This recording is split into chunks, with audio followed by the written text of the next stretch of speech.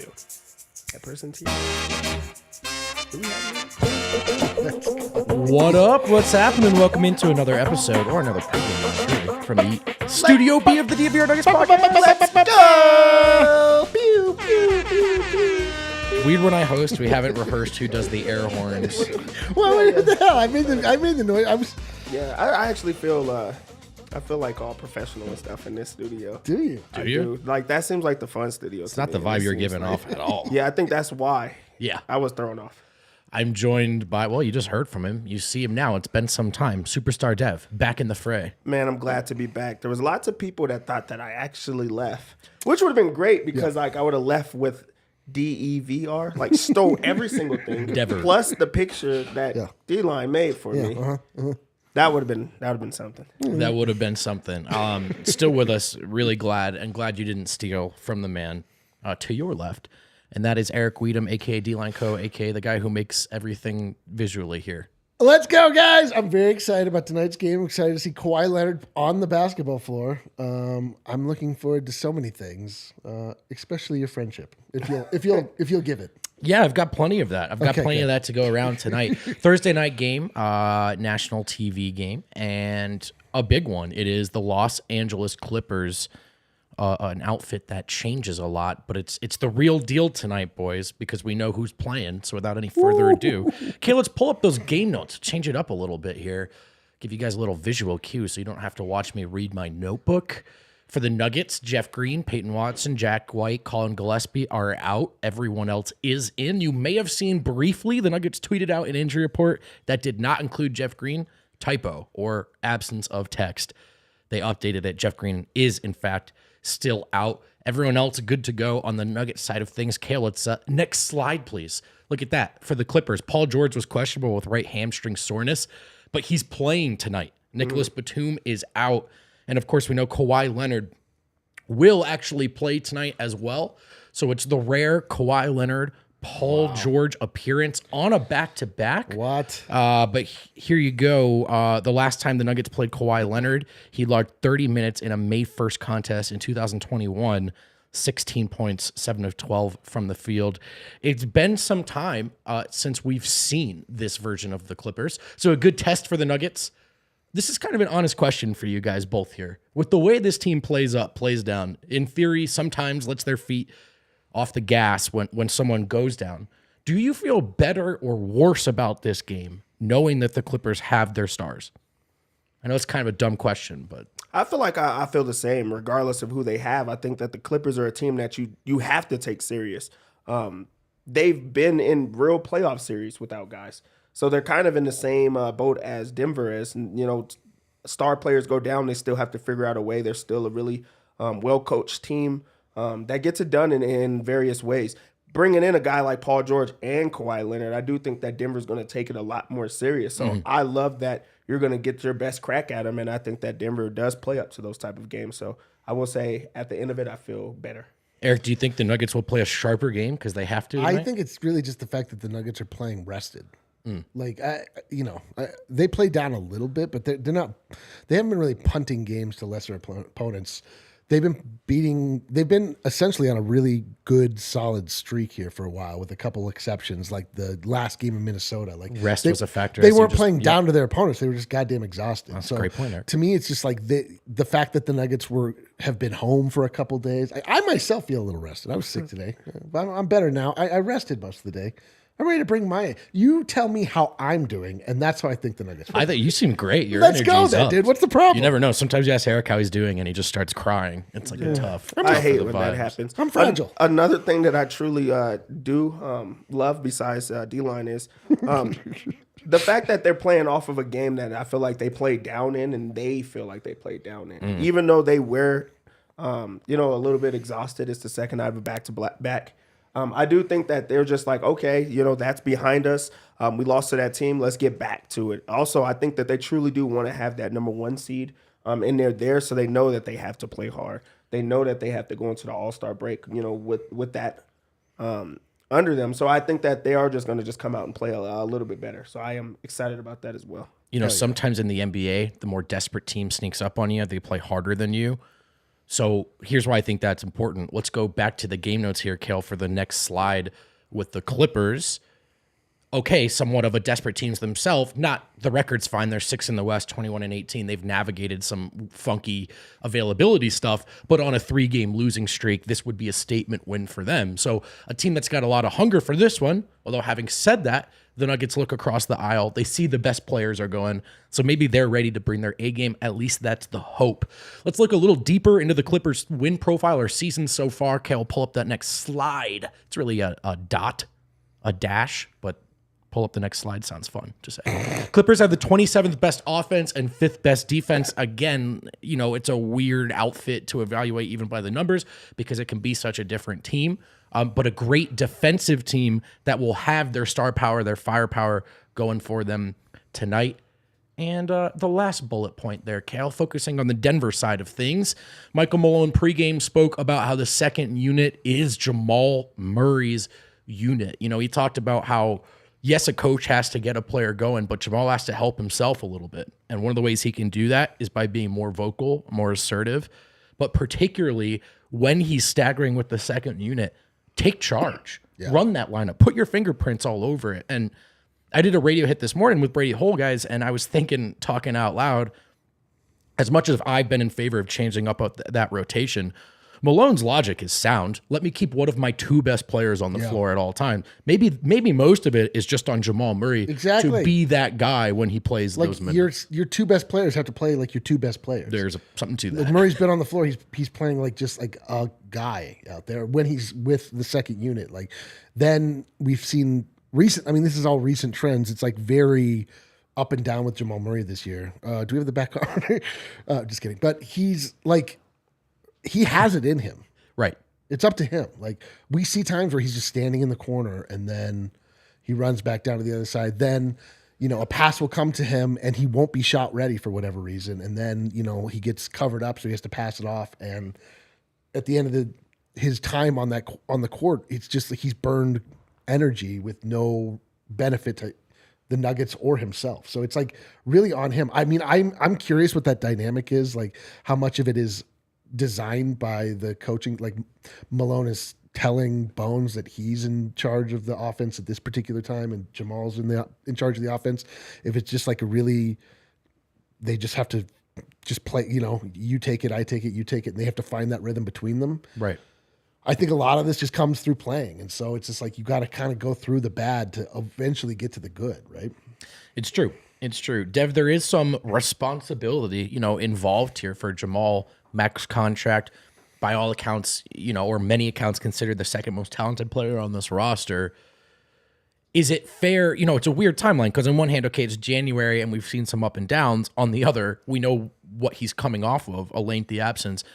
Do you think it's time now? Is it fair now to expect and ask a little more of him? And do you expect us to see that?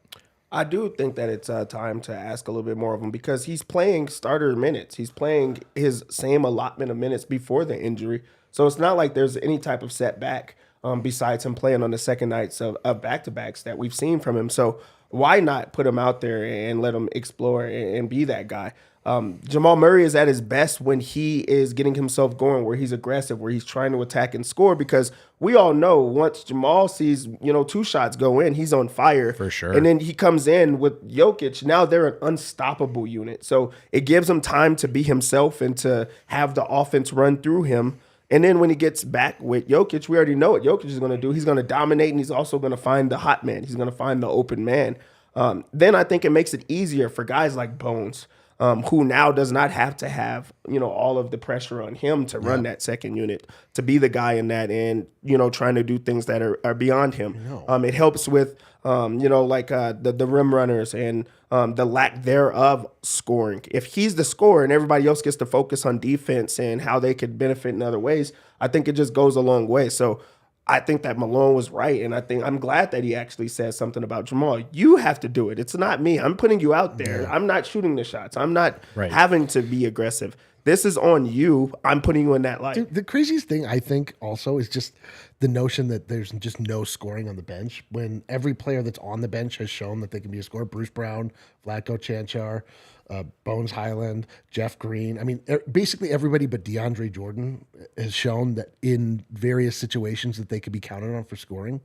It's just like a cohesion thing. It's like none of those guys are deficient in putting the ball in the hoop if they have to. Yeah, I mean, it's how it all comes together. I think part of it is Jamal needs to be willing. This kind of sounds weird. Take some tough shots. Take some poor shots. I think he's a little tentative in that group. Yeah, dude, there's a lot of probing and dribbling, but not. No, but I know it's true. Dude, he's best when it's hard. And the threshold for what's a great possession is so different with that surrounding cast versus Jokic, where between the two of you and poor AG on the floor, you're going to find a high percentage look. With the bench, you might not. And so that can be frustrating, but maybe Jamal needs to feel a little more licensed to be aggressive. Just take some tough shots and get himself going. We'll see, though. I mean, maybe the easiest solution, rather than changing the rotation, is just that he plays to the best of his ability. Something to follow tonight. Let's keep it moving here as we go through our pregame show. Rivalries, fella. I posited before this season that the Clippers could end up being a Nuggets rival. Now, the Clippers have kind of been Who are the Clippers? That's what I mean. Like a non-team. You know, they're not. It's not that they're not to be thought about. It's just they're so hard to think about. What is there to think about them? What do they look like? Having said that, the Nuggets and the Clippers, I think, guys, are two teams that are kind of grouped together as, okay, if they're healthy, they can make a run. They might be next up. They're both teams that don't traditionally have a lot of success. They have that classic matchup in the bubble, the comeback, of course. To run you through a little of the history, all-time record, just for fun, doesn't really matter, but just for fun, Denver is up 103 to 83. Oh, you hear that, Clippers?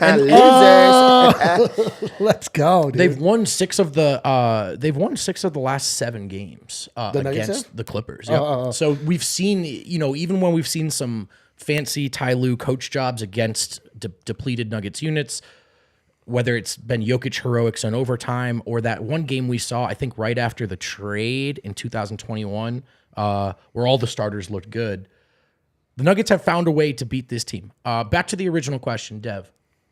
Are these teams rivals? Could they be rivals by the end of the season? And is there any juice to this matchup in your mind? I think that there's juice to the matchup because of that classic series that they had in the bubble. No one's going to forget the bubble on either side. And I think that if you ask the Clippers fans and the Clippers players, I think that they see it as a rivalry. But I don't think that Denver does because they did win that series. They did come back from a 3-1. There hasn't been bad blood or anything throughout the years. I just feel like that was a time in the bubble that happened. But there's not anything that ties them together like there are other teams, in the West or in their, division and things like that. So I do think that it is like a team that they take seriously, but I don't think that it's a rivalry. Yeah, dude. There's rivalry is like such a heavy word in sports. That means like the team you look at and you circle and you're like, right. Yo, when they come here, like you can a rivalry means like a fight could break out. A rivalry means like feelings are going to be hurt. Could these two get there? Like another type playoff series? series? The Clippers see it as that? No. You just think it's just like, hey, it happened? I think it's competitive. I mean, I think that they want to win because they're like both in the Western Conference, but like they don't have any historical. I mean, outside of the bubble, obviously, but like that, it's like that feels like so distant, and like there was nothing that happened in it that like when we played the Trailblazers, we had that like ridiculous Inez Cantor acting job and like all of that stuff that just made you so mad. And like the Clippers are like, you had like the Clippers girlfriends dancing. There was there was Morris telling Paul Millsap to go home, and then Paul getting in his face. Yeah, no, that's like they were front running, but that's like sure. Yeah, but that's like you don't like the Morris twins. Sure. So I have a hard. I mean, to me, it's like the Clippers. Look, their rivalry is with the Lakers. It's like they are always trying to fight for legitimacy in their city, and it's like. Well, then, so same question for both of you here. What matchups do move you in that way? Like, we're kind of almost regardless of context in the season. You see them on the calendar, and you're tough. Like, I'm getting up for this game. It's tough because, like, I would say Portland, but like Portland doesn't. They feel like diminished. They don't Feels feel like weird now. themselves. Feels weird. I would have said the Jazz, but like, who are the Jazz? Like, who's mad at Laurie Markkinen? Are you mad? There at was Lauri something Markkinen? for a little bit Yeah, with the right. Jazz. Like it was, you know. Yeah, it was like it was going to be a thing with Gobert and Yeah. Donovan Mitchell, and like it was like absolutely a thing. And like right now, I believe we are bereft of a rival. I don't feel like we have a true rival at the I moment. think it's the Suns right now. You're I- right. yeah, That's I- it. I That's, truly but the think Suns, it's the Suns. it's absolutely Because the there Suns. was a fight that happened. Yes. Suns and 4. You know, that's crazy. Like I exactly feel like right, of course. everybody felt that. Yes. And then also losing to them in that fashion because they got up in the series and then it was trash talking from every single angle and it was like, hey, you know, this is a team that's battered. They're injured. They're not at their best, and you're trying to do that. So now every single time that you play them, I do feel like it is a rivalry type of game. I do feel like they're trying to give you their best shot. They just played without Devin Booker. Yeah. And it still was a super good game where, guys is like temperatures are rising and everybody's going after it. And there's, things that you just remember for it. The dunk of the year was in that game. And you're never going to forget it because it was them. If you did that against the Jazz right now, you'd be like, oh, that was a good, really good play. But it was the Suns. You could rub it in their face.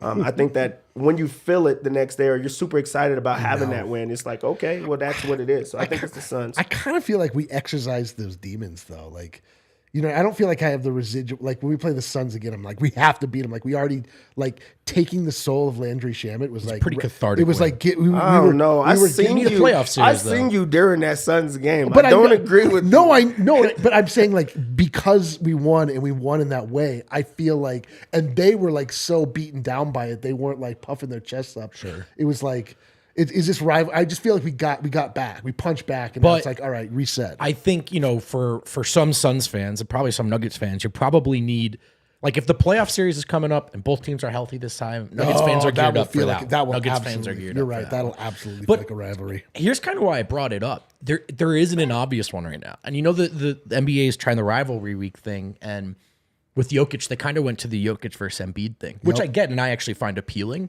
But that seems to be a rivalry more so than the teams matching up. So it is kind of interesting to me as the Nuggets hope to turn a corner into contender. Like one more playoff series with the Suns or the Clippers, if it goes the right way, that could really kind of solidify. Yes. But as of right now, it doesn't really necessarily feel like that's, other than the Suns, there's an obvious. I think that the Embiid versus Jokic match, that's the right idea. Yeah. Because if, fans argue about who's the best center, you haven't really heard it as much this year, even though Embiid's having a monster year too. You don't see it as much, but still the fans are like, you could choose a side and really feel confident about that side. So it's going to get, everybody going. I do think that even though they don't want to say it, there is something about them too going at it, and they haven't a lot throughout their career. So I think that that's the right idea. But when it goes to teams and matchups, I still do believe it's the Suns. I'm with you guys. Let's move on really quick because I got a couple of Dev segments. One's bets, of course. But first, Dev, we've been talking a lot about the lay of the land here, the NBA landscape, the movers and shakers here on January 5. The power players. I'm just saying words. Yeah. But we haven't been What are we able talking to about? have that conversation with you. So this is a real quick Dev-like, and it's contender edition. We've got teams from each conference. Short answers, buddy. Phoenix Suns, contenders, Dev-like. Dev does not like Dev does not like the Phoenix They were Suns. super good with Chris Paul. I feel like he's not who he once was, so that pushes them down. We also don't know what Devin Booker looks like after his injury. I'm not buying it right now. I don't think that they have the same juice that they once did. The young and confident Memphis Grizzlies, contenders, Dev-like. I mean, Dev likes. I mean, they're good out west. They're good out west. It's like, I don't like them. They have John There Morant. we Like, go. that's not the guy I for was me. waiting for Dylan this. Brooks. Come on, man. I was waiting for this. JJJ, we know he's about to break down sometime soon. That is not a team that you take seriously because I just don't think that they're going to be there. Also, it's really just John Morant doing a lot of miraculous stuff. I don't think that that's the team that they believe themselves to be. They're not good out west. It's a lot of Dylan Brooks involved there. New Orleans Pelicans, good vibes, good wins under their belt. Are they contenders or is it too early? Man, Dev likes. That team is good. Really, I think they're good. And also, I just don't feel like they have Brandon Ingram play. Is he playing right now? He hasn't been, and so it's they're good without their best scorer besides Zion. And then also, like, Zion's starting to work himself in. So I really do think that those are contenders. I like them. I do too. And yeah, it's just a fun roster too. It's a fun addition to the contender group, I think. Milwaukee, okay, obviously a good team. Are they as good as they've been in the past? Are they contenders, Dev? Dev likes. Giannis is unstoppable, man. That dude is so good. And then they're working Chris Middleton back into being himself. That team is good. And also they're going to get back to playing hard defense and knocking down threes. So I really do think that they're elite. All right, 3 more for you. The Boston Celtics. Boo. Dev likes, yeah. They're been good. that team. I do think they're good, but right now they're not looking good. And like you got to try to take it away from them right now before they figure out what's going to work. Yeah, tough news on that front. Big win for them tonight over Dallas. I don't know, is that official yet? Yep. It's shaping up to be 124-95. I hate it. Ooh, they're Okay, getting beat to sleep. two more, and we'll move on to bets, and then we'll get out of here. The Brooklyn Nets have re-entered this conversation. Always talented, always chaotic, but currently producing wins. The biggest winning streak, it's snapped now, but they had in the NBA this season. Do you buy the Brooklyn Nets? Dev likes, man. They can score that basketball. And now that like everybody just accepts that Kyrie's different, I think that it's just like back to playing basketball. We don't hear a lot of things about the outside sources with them anymore. It's just really like everything is basketball related. Even Kevin Durant, I don't feel like he argues on the internet all the time anymore. Plus they have Claxton that's playing pretty well right now. Chat pointing out, and I did forget about this, Zion also hurt his hamstring, so he's out a few weeks. So that does change the immediate outlook for them, but I'm with you about the general outlook of their season. Finally, Dev, the Denver Nuggets, they're tied for first in the Western Conference here on January 5. Are they contenders? Dev loves. I love this, man. They have the best player in basketball. They have Aaron Gordon, who's an all-star. Jamal Murray's worked himself back into it. I think Bones is going to turn things around real soon. And Michael Porter Jr., baby.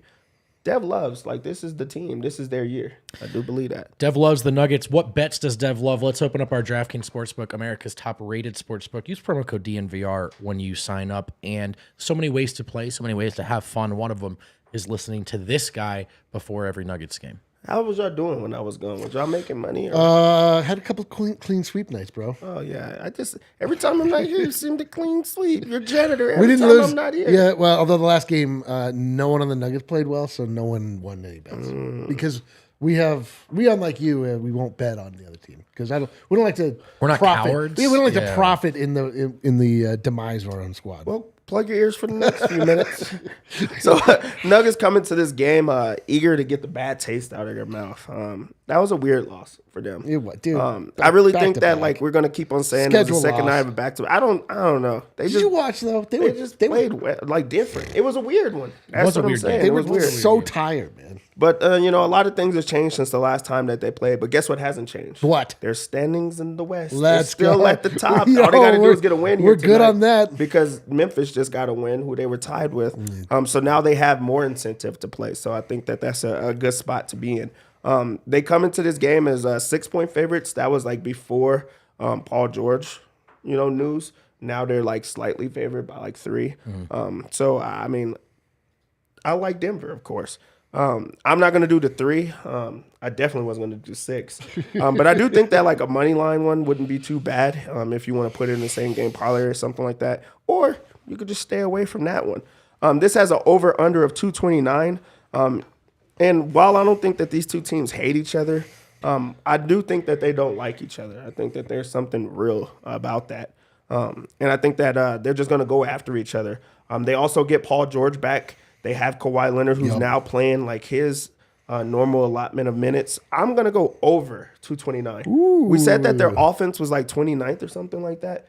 That's because we don't know who this team is. Now they finally get their guys back. I think that changes things. We also been seeing some high-scoring games from them, some low-scoring games from them. You just don't know what to expect. I expect them to just go after Denver and Denver to also return the favor.